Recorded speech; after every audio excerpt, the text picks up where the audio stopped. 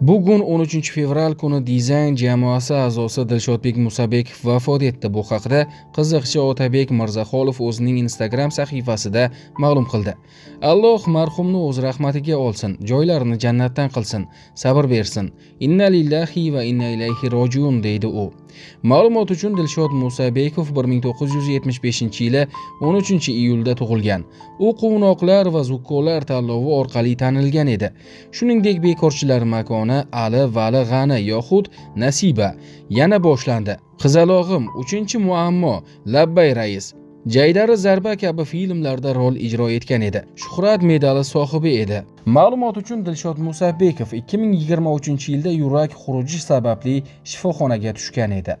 Marhumning yaqinlariga va oila a'zolariga hamdardlik bildiramiz. Alloh rahmatiga olgan bo'lsin.